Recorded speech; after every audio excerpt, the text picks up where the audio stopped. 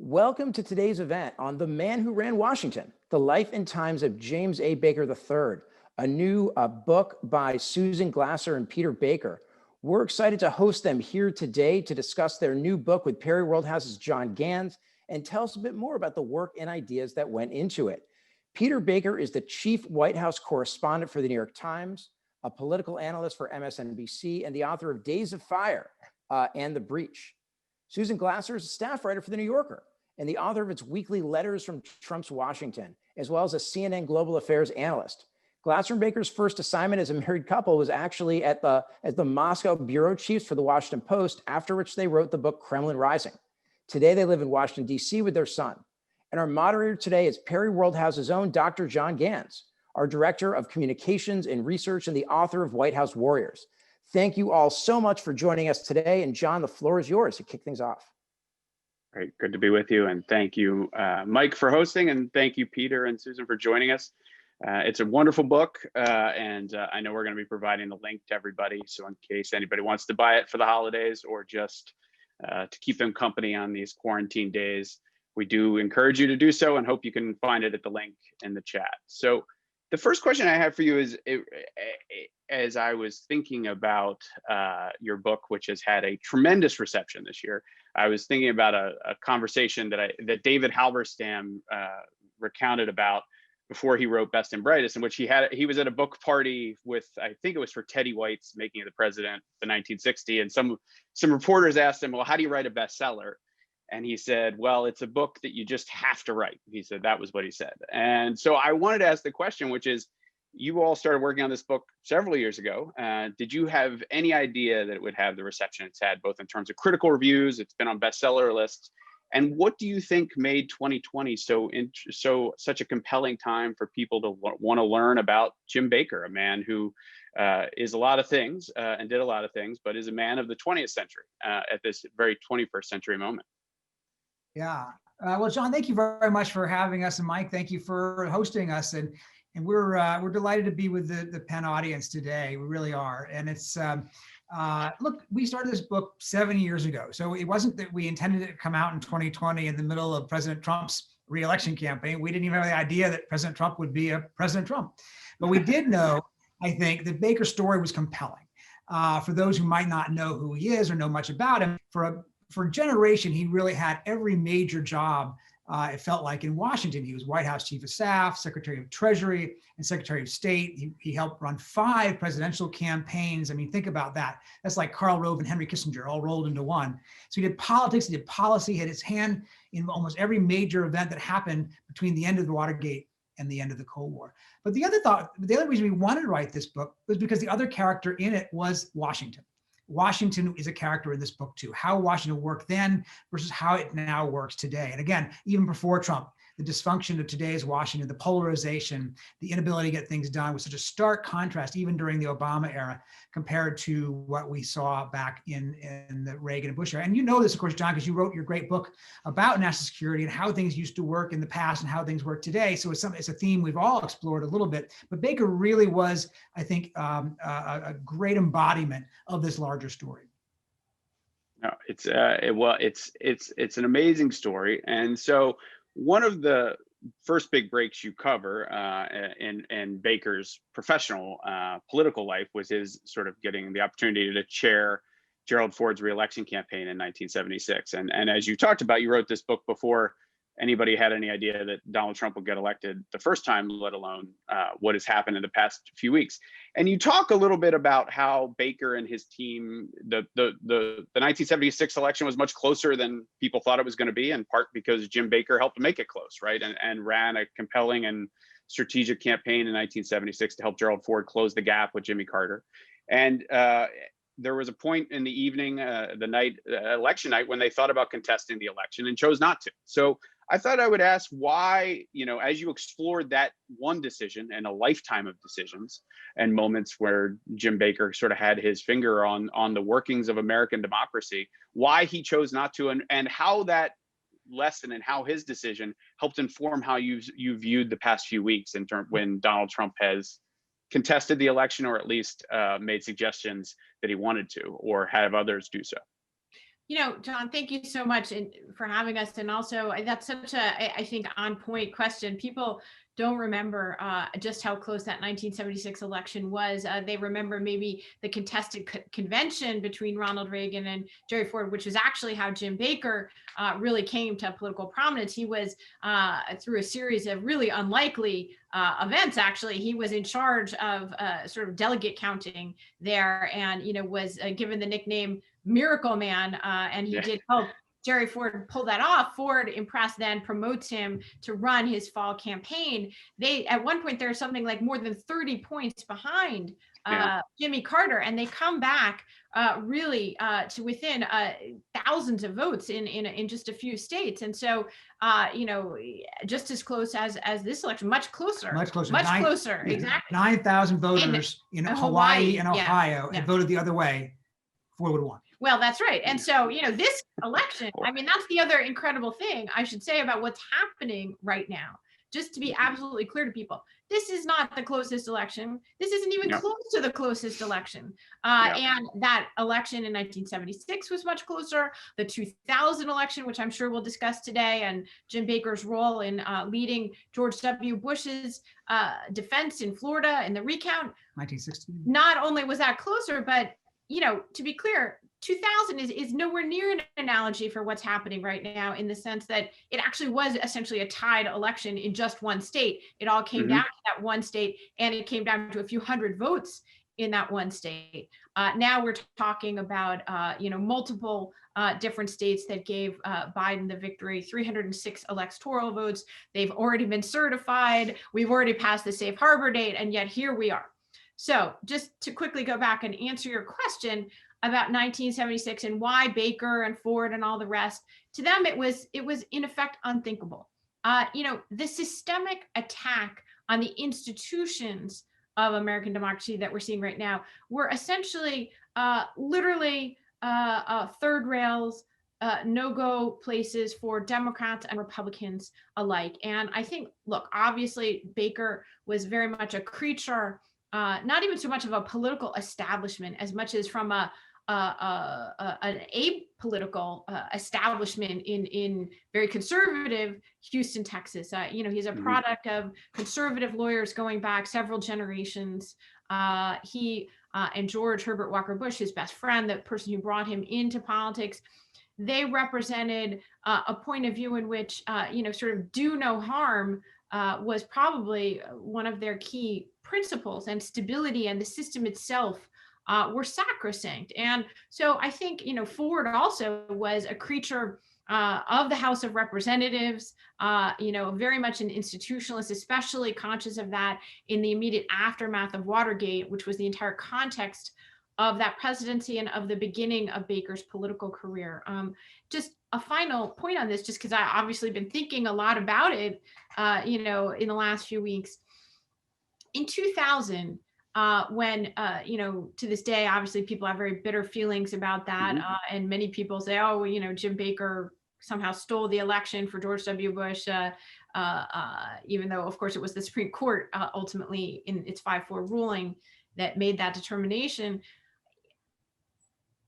Both Al Gore in his very gracious concession speech and George W. Bush in his also gracious acceptance speech after that Supreme Court ruling did what will never happen right now and what the country desperately needs, right? Which is they were concerned about the integrity of the system and making people feel reassured that there was still a legitimacy to our political processes. And, now we're seeing this sustained assault on the credibility of our elections themselves. And, that to me is the ultimate dividing line between this world that we were writing about, which sadly has, vanished. It's not a paean, it's not an homage to, Baker or to the past, but, it's unthinkable in that past what's happening in this present. Well, I think that's one of the strengths of the books. You write a book that just tells it as it is, and because of you write it so well, its contrast with the current times is very clear to everybody, right? These were different days, and these were different people who were in charge.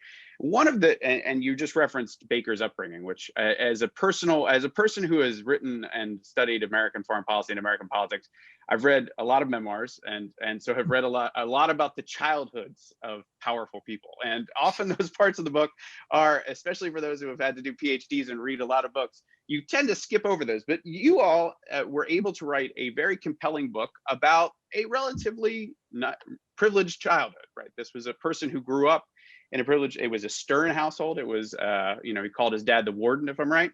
And but what I found fascinating, and I'm a little younger, and so I knew Baker growing up. But then I remember his book, his memoir, that was basically, and whatever you do, stay out of politics, which was the warning from his grandfather, who was deeply involved in civic life and deeply involved in the civic life of Houston, but was sort of considered himself apolitical. So I thought I would just sort of see how you all square that warning to stay out of politics and his family's civic engagement with Baker throwing himself into national politics at the highest level for decades. It's a very interesting outcome for a guy who grew up in a family that was apolitical by tradition and warning. Well, you're right about that. It was James Addison Baker III, but he was actually the fourth man to have the name James Addison Baker. Now, we spent 7 years on this book, and why he was called the third, even though he was really the fourth, is beyond us. We never really solved that mystery. But you're right. I mean, the family didn't like politics, thought it was kind of grubby and dirty. But it wasn't like Jim Baker, our Jim Baker that we're talking about here, jumped into it whole hog. He waited till he was in his 40s. It was kind of like a late life rebellion against the warden, as you called him correctly. That's what he called his father, the warden, who had dictated his life, right? You're going to go to this school, you go to Princeton, you're going to go to University of Texas for law school, you're going to go to a law firm, you're going to be part of the Houston establishment, just like I was, and your grandfather was, and your great grandfather. And it really isn't until age 40-ish where Baker finally kind of throws the shackles off and says, no, I actually do want to do something different. I'm restless. I'm not interested in doing this corporate law anymore. And it's George H.W. Bush, his friend from the Houston Country Club tennis court, who brings him into politics. And so it's kind of a rebellion. It's kind of a rebellion against the legacy and the constraints and the burdens of being James Addison Baker III. And fortunately for the country, it turned out he was pretty good at it. Mm-hmm. Well, by the way, to this, one of my very favorite stories is the story of his mother when he becomes Secretary of State. She's in her mid-90s at this point, and so she's not able to come to his swearing in at the State Department for this big job. That's the pinnacle of his career. And she's asked, he calls her at one point and she says, now tell me again, Jimmy, what are you, what's this job you're doing? And he says, well, it's Secretary of State, Mom. And she says, Secretary of the whole United States? And he says, yes, Mom, the whole United States.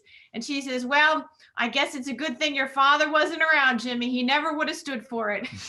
Oh, that's amazing, and an amazing one for all those students out there who are considering rebellion now to go into politics. Kind of rebellion, if you end up as Secretary of State, that's an okay rebellion. Most fathers would think that's probably a pretty good outcome. Not bad. All right, so here this is somewhat self-interest, but or at least my own interest, which is Baker's life. And what is fascinating about it is he was kind of a lucky SOB. He was a guy who had, when he was facing trouble, a window always opened and he was able to get out of it. And there are a lot of sliding door moments in his life that the right doors open at the right time. And in this particular case, the wrong door closed at the right time for him, which was he was White House Chief of Staff, one of the most powerful positions in Washington in 1982 and 2020, right? It is a powerful job. And he was feeling anxious and wanting to try something new and decided he wanted to be National Security Advisor and made a play and convinced Ronald Reagan to make him National Security Advisor. And he, I guess, let President Reagan walk down to the Situation Room alone. And President Reagan got cornered by the existing National Security Advisor, Judge Clark, who talked him out of it. And Baker didn't end up getting the job. Now, for those of us who have sort of lived through the Trump presidency, where national security advisor has been a very dangerous job, the only place it was probably more dangerous was the Reagan White House, where he went through 6 national security advisors. 2 of them were implicated in Iran-Contra, which happened. So I guess the one question I have is, what do you think would have happened if he had gotten that job? What would have happened to him? And do you think that he would have been able to avoid some of the troubles that Iran-Contra that sort of almost undermined the Reagan presidency and implicated 2 of his national security advisors? I tend to think that, yes, I tend to think the latter, that had he been national security advisor, they never would have gone down the road that they did with Bud McFarlane and John Poindexter and traded arms with the Iranians, much less using the proceeds to then illegally fund the Contras in Nicaragua. And in fact, Ronald, it's not just me who says that. Nancy Reagan said that, and Michael Deaver said that, and a number of other people who were there at the time said, in retrospect, had Baker been in the White House at the time Iran-Contra really got going, there's no way he would have put up with it. Even as chief of staff, he would have figured out a way he would have stepped in and thrown himself, in front of that bus. Instead, of course, by that point, by the time Iran-Contra really gets going, he's at the Treasury Department. And while he's theoretically a member of the NSC as a Treasury Secretary, they had kept him out of the loop, to use a phrase. And in fact, after it breaks, John Poindexter said to him at one point, says, Mr. Secretary, I just want to apologize for not letting you, for keeping you in the dark about this. And he said, John, that was the biggest favor you ever did me. For sure. For sure. No, and it's, it's another lesson as we sort of enter what looks like it could be pardon season in the White House, which was a lot of those characters got pardons down the line. And so it's a fascinating time, but the care with which he took to sort of cover his legal bases along the way is kind of a life lesson for anybody who works in Washington, which is whenever you feel like you're about to do something illegal, and it seems as though Jim Baker had a good nose for what was about to be illegal and had a way of keeping a paper trail when it was important and having witnesses when he needed them. All right, so my next question is, to a degree, after he became Secretary of State, went White House Chief of Staff to Secretary of the Treasury to Secretary of State under his good friend George H.W. Bush. He was Secretary of State from 1989 to 1993. And it was an amazing era in which, he helped bring a peaceful end to the Cold War, organize the coalition that won the Gulf War, and much more. And it's another book that he wrote is called The Politics of Diplomacy, which is, a memoir of a different era, a massive book, but a wonderful book. And I think that the politics of diplomacy was really how he viewed his job. And so I thought I would just ask, how did he use politics of diplomacy at such a fraught moment in the world? And do you see a similar model perhaps coming out of the Biden administration, but Joe Biden has also sort of seen foreign policy and diplomacy as a political arena? Well, that's an interesting comparison because, you're right. Look, Jim Baker had acquired already a very formidable reputation in Washington politics, obviously, by the time Bush named him to be Secretary of State. But he didn't really have a big background or grounding in foreign policy or international affairs. He was not a Kissingerian, member of any school of thinking of international relations. He didn't know from the Treaty of Westphalia. In fact, not only did he not speak any foreign languages, he had never even been to Moscow before becoming the Secretary of State, at this crucial end of the Cold War. I tried. He was very helpful, I should say, to us in this biography, and he gave us his full cooperation, and that included many, many hours of interviews in Texas, in Wyoming at his ranch, in Washington, D.C. And, of course, I tried multiple times early on in this project before I realized what a sort of pointless errand it was to ask him about, sort of the influences that shaped him internationally. Or, Peter and I had spent 4 years in Moscow as Washington Post bureau chiefs and traveling the former Soviet Union. So I was asking him a lot about, his views of Russia. And finally, he just laughed at me once we were in his ranch in Texas. And he said, what do I remember about Russia? Growing up, I don't remember anything I did at Princeton. I had a tennis coach back in Houston, Andrew Jitkov, who was a white Russian, and that's what I remember. So I learned to buzz off, when it came to those questions.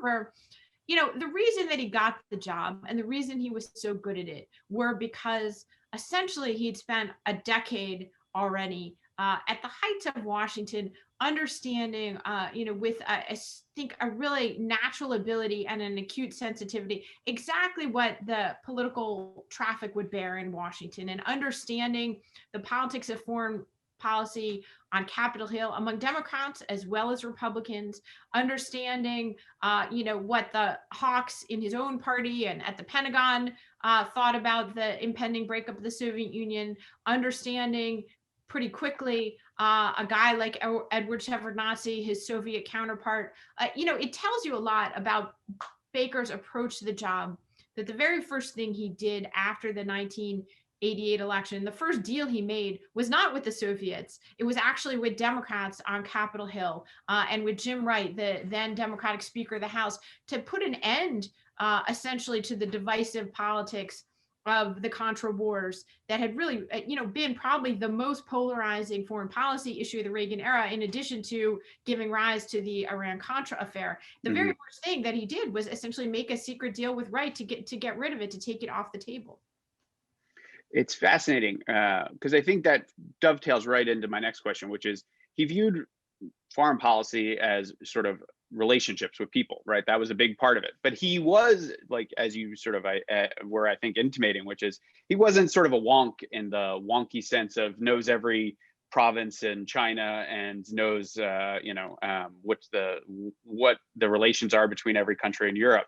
And I think two of the big foreign policy matters that sort of that occurred in the 1990s were, one, the Gulf War, and the second was the American engagement in the Balkans, specifically Bosnia, in 1994, 95, 96. And I think both of those are still considered, two of the highlights of post-Cold War American foreign policy. And yet Baker was hesitant about both of them at different times and in different ways. He was hesitant about going to war against Iraq to get them out of Kuwait in 1990, and then in 1991, and then obviously was very hesitant about the Balkans. And so why do you think what drove that hesitancy? What was he so nervous about? And what does that tell you about his views in terms of America's global influence? Well, I think he was hesitant because he really, truly is not a militarist. He didn't believe in the use of American force as the way to get things done. That was at least not his first choice, anyway. And so, with Iraq, when Iraq invades Kuwait, his instinct is to be wary of that. His frame of reference, like a lot of people of that generation, was the Vietnam War. Things had gone so badly, and the last thing he wanted was for his friend George Bush to be caught up in another Vietnam War. He thought about it in those terms. He thought about it in this political terms. He thought about it in the terms of the country's the damage that had been done to American spirit and morale by Vietnam. And he saw Kuwait potentially as being another one like that. But having said that, the minute that H.W. Bush decides we're going to do it, Baker's on board. He doesn't fight him at that point. He's all on board. He goes with him on that. Now, similarly on the Balkans, he didn't think that was a crucial national security interest for America. Now he gets a lot more criticism, I think, for this. He was quoted as saying, we don't have a dog in that fight. And a lot of people say, well, so we do. That we actually matters to us if there's a war, a fratricidal war in the heart of Europe. But I think by that point of his tenure, they had gone through so much. The fall of the Soviet Union and the reunification of Germany, the Madrid peace talks and the Gulf War. And I think partly he was exhausted by that point in his tenure. And partly he was beginning to think about the campaign that was to come. And like a lot of American secretaries of state, and you write about this, they get this idea, well, maybe Europe should finally just take care of its own business for once. And every secretary of state who thinks that at some point learns that Europe doesn't take care of its own business unless America shows leadership. So I do think he believes in American leadership in the world. That's sort of more fundamental to his outlook, just not the use of military force. That's great. All right. So I thought I would sort of say, I thought I would sort of broaden out a little bit before we get to audience questions. The first piece I would say is that the introduction to this book is fascinating because among many things, you really do place it right in the current times, and you place this life, this like historic life into current times, even though he hasn't made news headlines for more than a decade.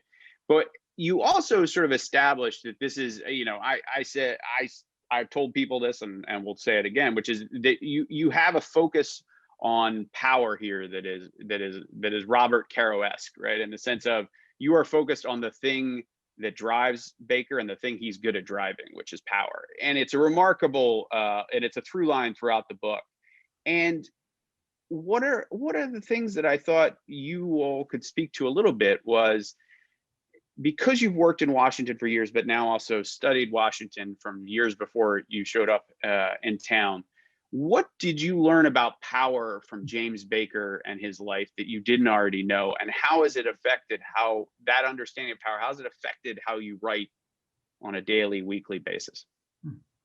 Well, that is a great question. And thank you for the kind words, because I do think that was certainly one of our aspirations with the book was, to see it, again, not as a celebration of power by any means, but a study of it. And, Baker, whatever you think of the ends toward which he was often working, was really a modern day master at it. And in that sense, I've always thought you could read this book or, read the story of his life as, a sort of how-to guide for, succeeding and navigating in Washington. And that's the reason, by the way, that he's still consulted by Democrats as well as Republicans on how to be a good White House chief of staff.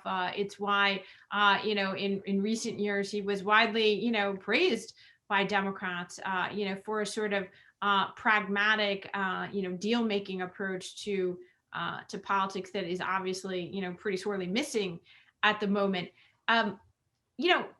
What do we not know about Baker that we learned? I would say that, your point about him being a lucky bastard is well taken. Any great Washington career, when you dig into it, is a collection of near misses or even failures that actually led to big successes, right? And that's certainly in terms of the narrative of this as a biography of somebody. In terms of what do we learn about Washington, though? Well, two things, and they're kind of contradictory, but I'll say them anyways. Number one, your Baker's wrestling with Trump and his disdain for Trump on the one hand, telling us that he felt that he was nuts, that he was crazy.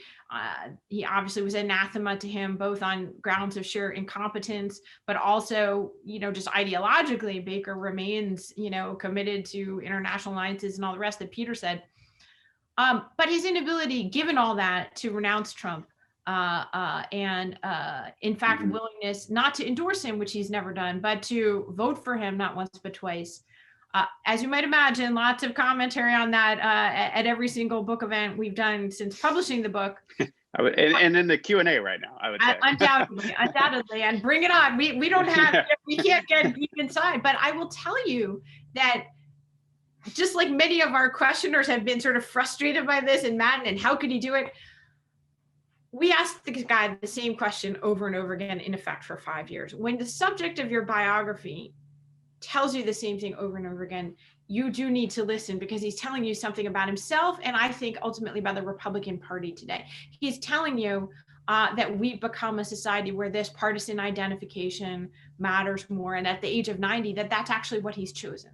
I think he's also telling you about power and his view of it, which is that you can only exercise it if you're on the inside, that otherwise you're just some guy standing on the outside howling at the wind and nobody's going to listen to you. That's what Jim Baker believes about power. And, as sort of awkward, and it was awkward at times and painful as it was to see this happening around Trump and to talk to him about it, I think that actually is the big and surprising thing that I learned, that a guy like Jim Baker in the end would vote for Trump while seeming to have nothing to do with him.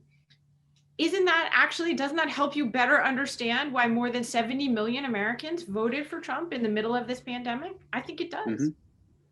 I think it does too. So I think I've name checked several of the great chroniclers of Washington. I think I've said Teddy White, Halberstam, Robert Caro, Peter Baker, and Susan Glasser, of course. And I'll end my last question with one of the great chroniclers of 19th century Washington, Henry Adams, right, who said, "A friend in power is a friend lost." And the friendship between George H.W. Bush and Jim Baker is one of the real themes of the book, and I think it was a driving force in both of their lives. But it was not a relationship that didn't have moments of real tension and real, I think it had tragedy, it had tension, it had moments when they were disagreed and moments when they were sort of mad at each other. And of course, I mean, I will say, you know, it's COVID year, so, you know, all our emotions are a little different, but I got a little misty when I was reading the last few pages about their relationship and his visits with a dying George H.W. Bush. But I guess my question is, you know, how did these two people remain so close despite moments of real disagreement and real jealousy along the way? I mean, there are moments where they held, you know, especially the Bush family held Baker responsible for some real turns against them. And what did that teach you about friendship? Yeah, I think that's a great question. It really is, I think, one of the themes of the book, because this is, you know, most American presidents pick a Secretary of State who is a political ally, or maybe even a political rival in order to try to, you know, neutralize them or bring the party together or what have you, right? Barack Obama and Hillary Clinton were not personal friends. Certainly, you know, Mike Pompeo and Rex Tillerson were not personal friends of Donald Trump. Yeah. But this was a real friendship that preceded politics. They were friends years before they had anything to do with politics. They got together on the country club tennis courts in Houston. Their families got together on Thanksgiving and played football, you know, sort of all of the Kennedys.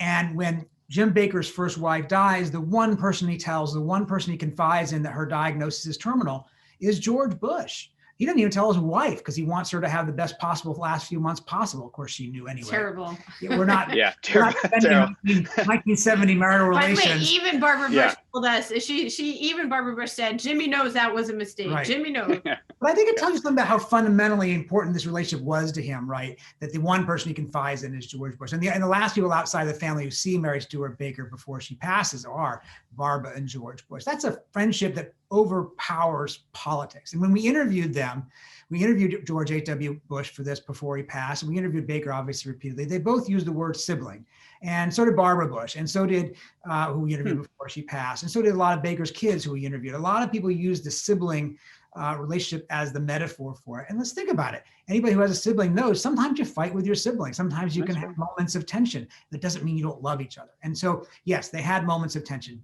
Baker is the one who tells him he has to get out in 1980 when he's not ready to get out of the race yet. But Baker sees the writing on the wall and knows it's over and knows the only way to get on the vice presidential ticket is if he gets out and doesn't make Reagan's life too miserable. And it's Baker who, you know, is telling him all kinds of things he doesn't want to do, in which Bush finally rebels against him and says, well, if you're so smart, how come you're not president, right? And Baker told us, okay, that's when I knew I needed to back off whenever he would say that. And from time to time, Bush would, you know, sort of rebel. He picked Dan Quayle in 1988 without consulting Baker. He picks John Sununu as chief of staff without consulting Baker. His way of saying, I don't have to tell everything I do to Jimmy. He may be good, but I'm still the guy.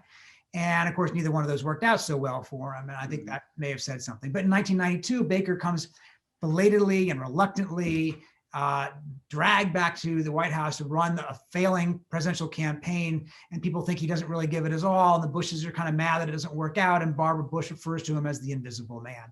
And so, yes, that was a sour moment in their friendship. But it's still a sibling friendship. And when 2000 comes along, he's brought back into the fold to rescue the son in Florida. And as you say, you know, in the last moments of George H.W. Bush's life, it's Jim Baker who visits his home in Houston 3 times that last day. It's Jim Baker who's at his bed, literally rubbing George Bush's feet as Bush passes away. And I think that tells you something. And in Houston, there are these 2 statues. I think it's Bayou Park. One of them is George H.W. Bush. Mm-hmm. And all the way across the park is Jim Baker, these 2 Houstonians looking at each other. And I think that tells you, you know, how central this friendship was to both of them. That's excellent. All right. And then I'll ask one brief, short last question as we get to audience Q&A as I look through these questions, is that in 1981, Baker asked Richard Neustadt, who was, you know, a historian who served in the Truman administration, for advice on how to run the White House. What do you think the advice Baker would give to Joe Biden would be today, if you could encapsulate it in a short memo? Because Neustadt's memos weren't short, but you know, we can ask you guys to do it a little shorter. You know, he's still a believer in what he calls, in a sort of outdated way, message discipline, and you know, maybe that is sort of pre-social media, fragmentation of the media view of things, but I think it's pretty effective when running a White House.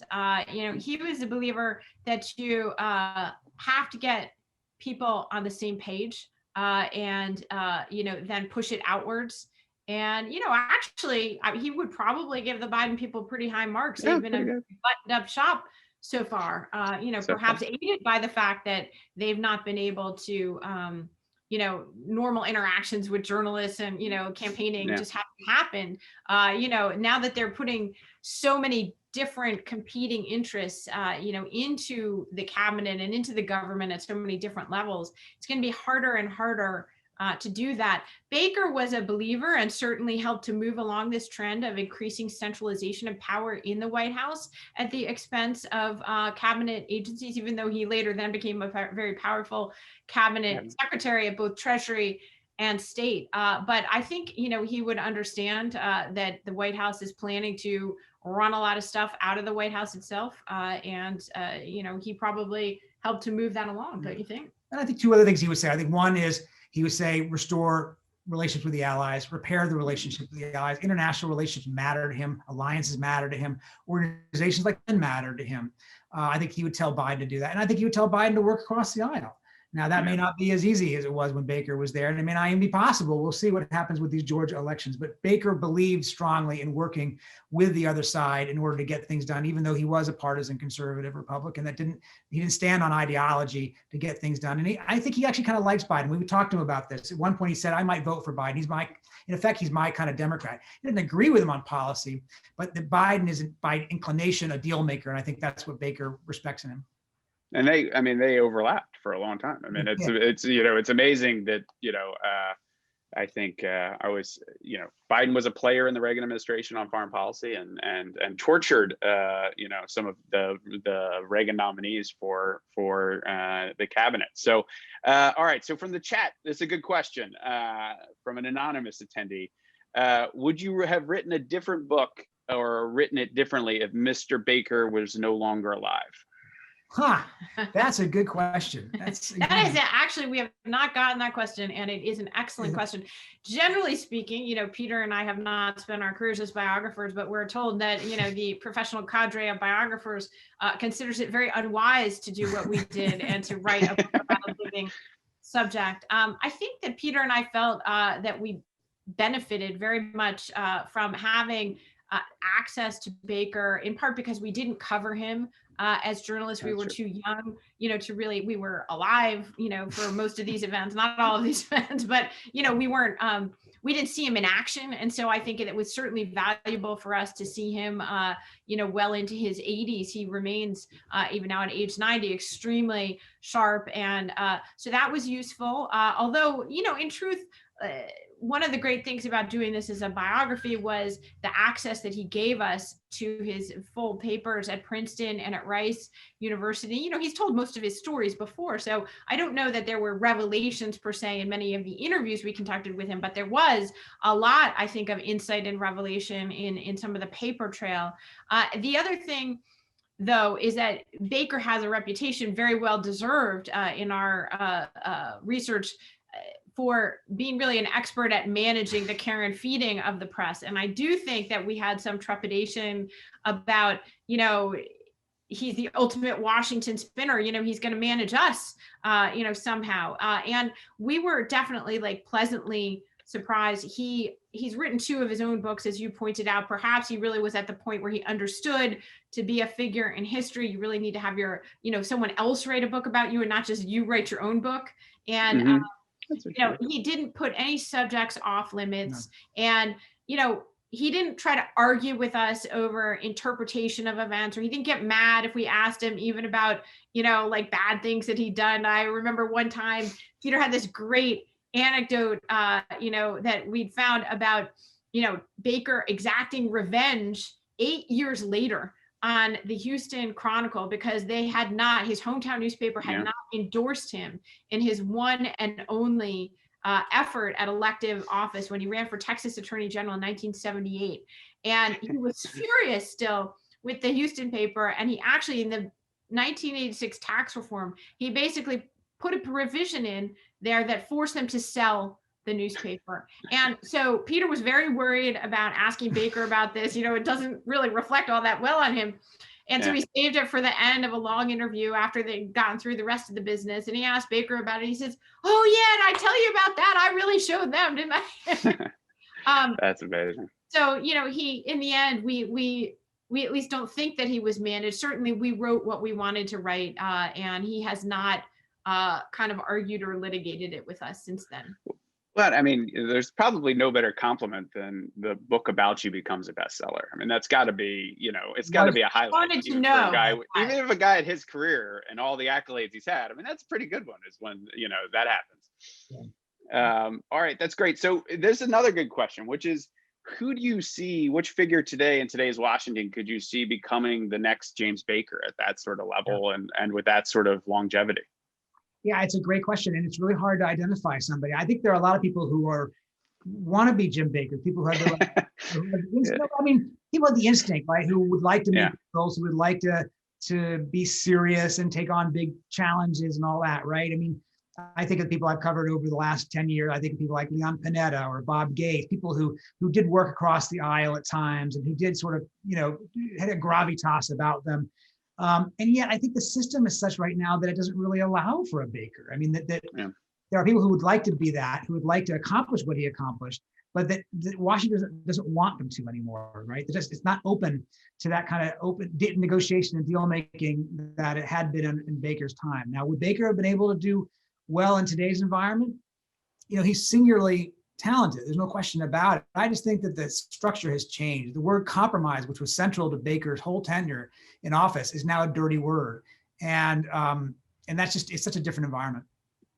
Well, it's also interesting because I think one of the pieces, as I look for the next question, he also, speaking of luck, he had a very long shot at power, right? Between Ford to Reagan to Bush, that is a lot of years of executive power, and the division in the country makes it hard for, I think, any of the parties to consolidate power for long enough where somebody goes. So it'll be interesting to see who comes out. I think somebody asked a good question here, which will bridge that, which is we're seeing some of the Obama players continue now in the Biden years. And one of the questions Nason, one of our colleagues at Penn, has asked, which is, Baker's relative lack of foreign policy experience. Is there a lesson to be drawn there with the appointment of Susan Rice, who is a foreign policy wonk extraordinaire, former NSC staffer, former State Department official, former National Security Advisor? She was just appointed today to be Joe Biden's Domestic Policy Council, the head of Domestic Policy Council. Is there people, that seems like a more rare ability to bridge between foreign and domestic policy. Is that something that Baker's life has any lessons for Susan Rice as she tries to make that transition? Well, look, arguably that is, Baker in the other direction. That's what he did. I mean, there's no question that he was a master of domestic politics and not an expert on foreign policy, who then became a foreign policy leader. Look, both Susan Rice and, Baker, what are they?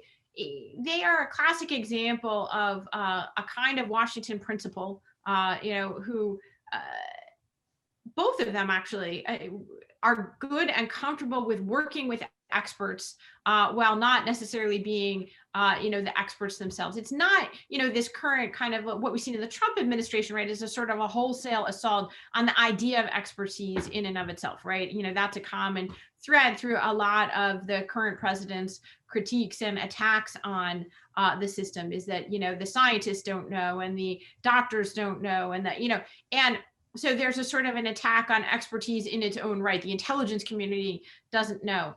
Baker, the lesson for Rice here is about being comfortable enough in your own skin and secure enough in your own understanding of politics to be able to hire, promote, and to draw on the best of the expertise that you're presented with. Baker was really good at doing that. He had what he called his plug-in unit of really top quality aides that went with him from the Reagan White House to the Treasury Department to State. Dick Darman, who was very associated more than anyone else, really, especially in the early years, with Jim Baker, was probably the most gifted policy entrepreneur of his generation, and a brilliant and difficult man in his own right. They at times had a prickly relationship, but Baker promoted him because he was one of those people, and I think this is a key lesson for anyone running any institution. He was an A+ person who was willing to hire A+ people and surround himself with really smart experts. And that was his way of addressing the issue that he didn't have necessarily a deep grounding in nuclear throw weights or in the politics of the Balkans. And I think that will apply to Susan Rice as she takes on a new challenge. What's her ability to integrate the best and the smartest of those experts around her? That's great. All right. This is a question from Bonnie. I think I can answer part of it, which is Peter Baker is no relation to Jim Baker. I've got that. I can cover that. So I cover that. But the next question is how did you two divide up the writing and who had the final say over, which I think is the critical question. Well,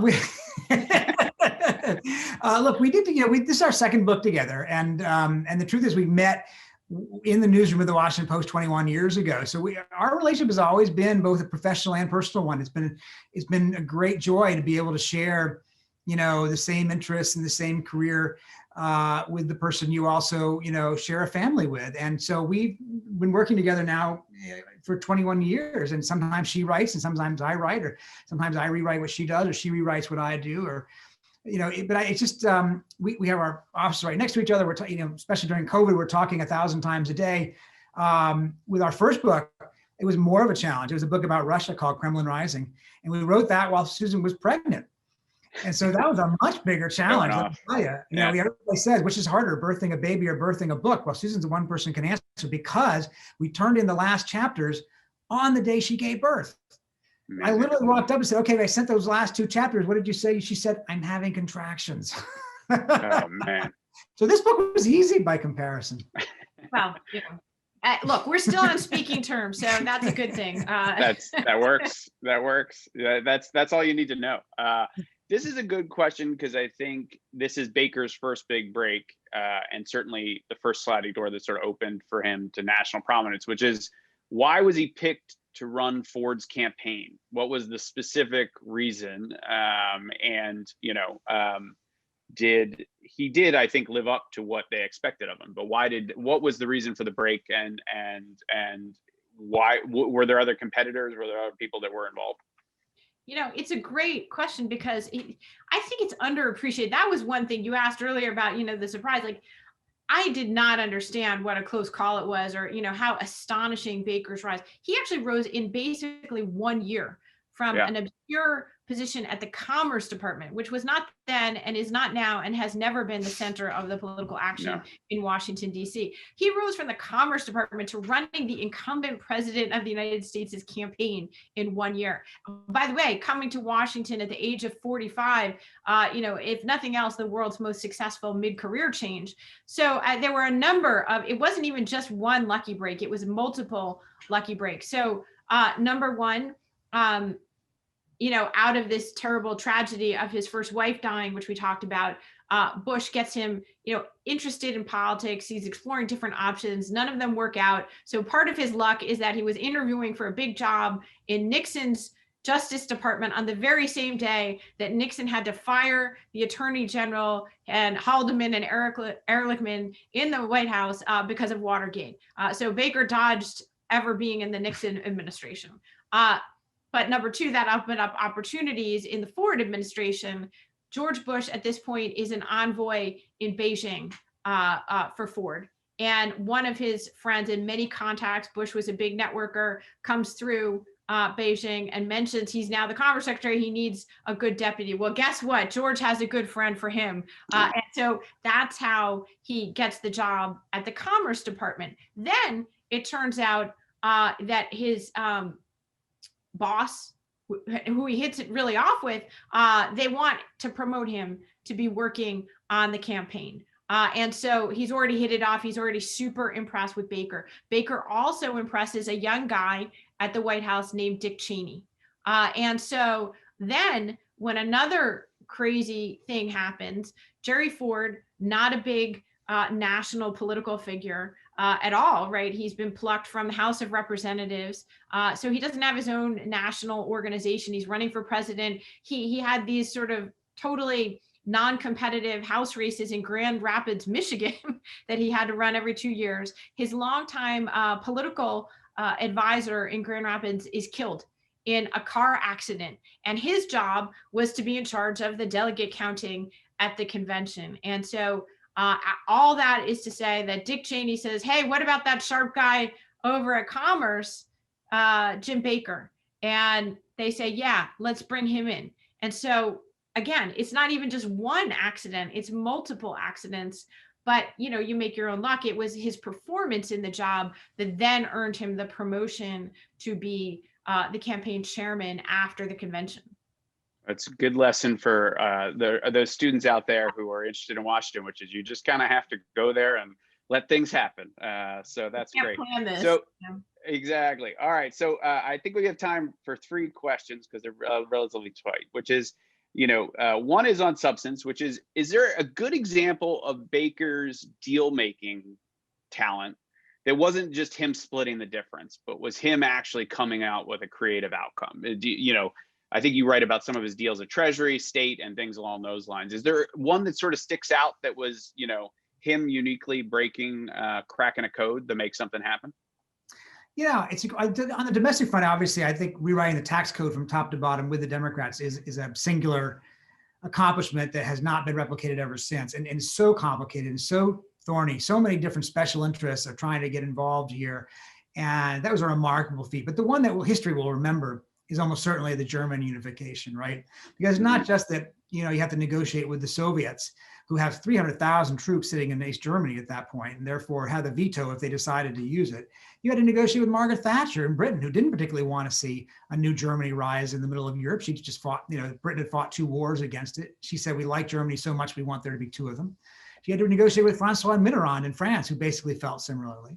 And then you had to negotiate not just between the 2 Germanys, but even within West Germany, a chancellor of one power and a party and a foreign minister of another party. And Baker was kind of an intermediary between the 2 of them. And then even back home, Brett Scowcroft and Bush were somewhat slower, I think, to recognize what was going on. And Baker was the one to kind of prod them along. So really, he's kind of propelling the whole process.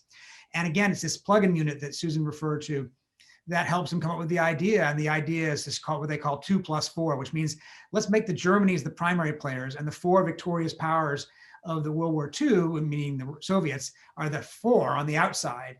And then he helps make it easier for the Soviet Union, for Gorbachev to allow this to happen without provoking the conservatives in Moscow against him. The hardliners who might have stopped it and taken down Gorbachev earlier than they even tried to, had the Bush and Baker rub their noses in it. So I think it was a very creative act of diplomacy. He got everything he wanted. He wanted Germany together. He wanted Germany anchored in NATO, and he wanted the Soviet Union to let it happen. And all of that happened.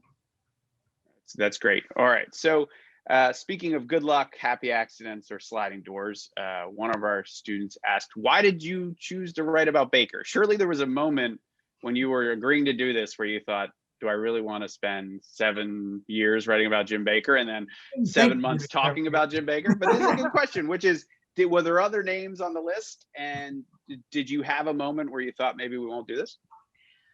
I think that, first of all, we did not plan on 7 years. Let's Peter and I actually, we're just brainstorming about who could possibly be a subject, and Jim Baker was right at the top of the list.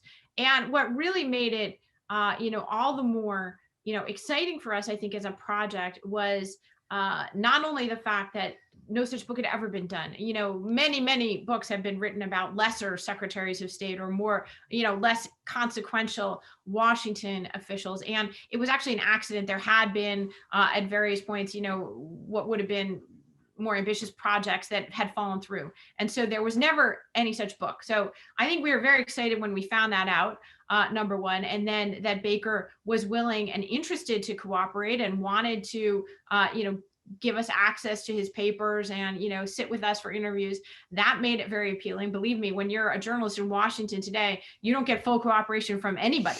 And so, we're living in the age of the no comment text, So the idea of like dozens of hours of interviews and exclusive, piles of paperwork seemed really encouraging.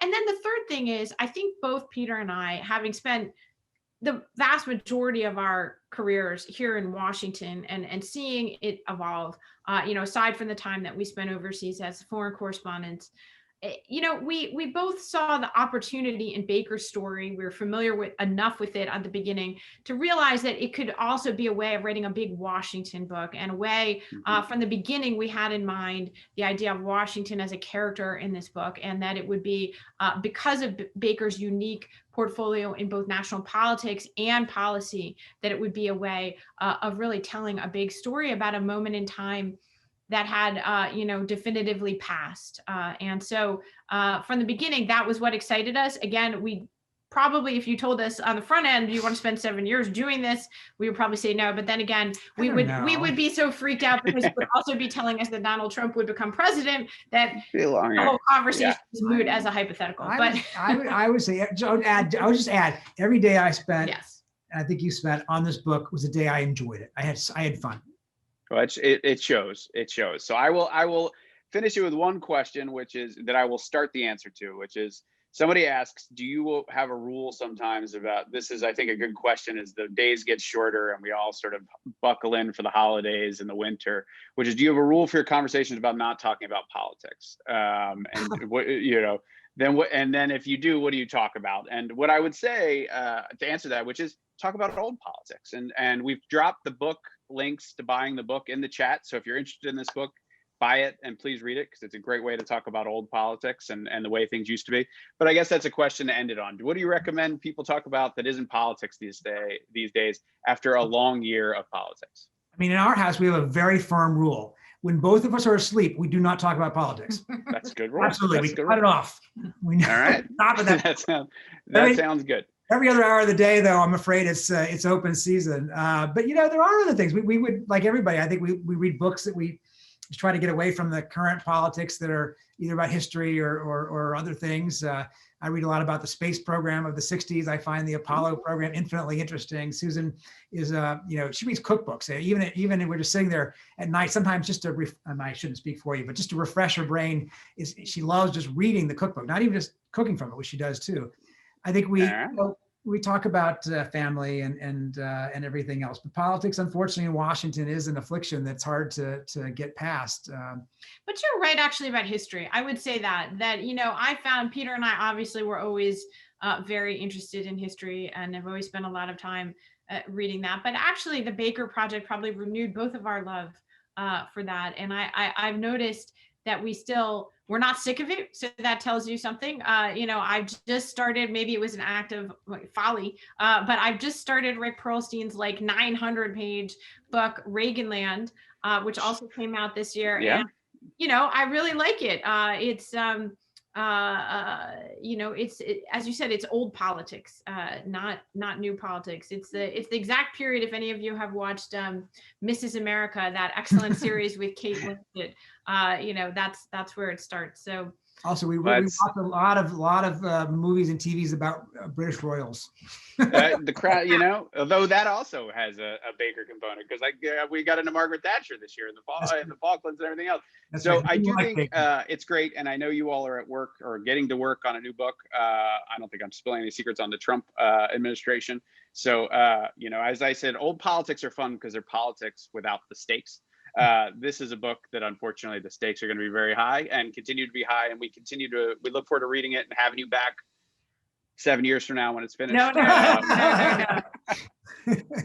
Well, that's great. Well, thank you so much for joining us. It was great to see you, and wish you all a happy holiday, and thank you so much. Thank you, John. Thank you so much. And thank you, Mike. And thank you everybody for tuning in. Yeah, thanks so much, Susan and Peter, for those insights, and John for moderating an excellent conversation. Thanks to our audience for joining us for our final public event of this semester. You'll be able to access this on our YouTube channel. You can follow us on social media at Perry Worldhouse on Instagram and Twitter. And please look at the chat and buy the book. This has been the craziest of semesters for those in our Penn audience that have stuck with us throughout. We've rolled with the punches, as have you. I hope everybody has a safe, healthy, and happy holiday season. Hopefully things are going to look brighter with a vaccine, coming down the pike soon. We'll continue to drop links in the chat until we sign off. And I hope everybody has a safe and happy holiday season.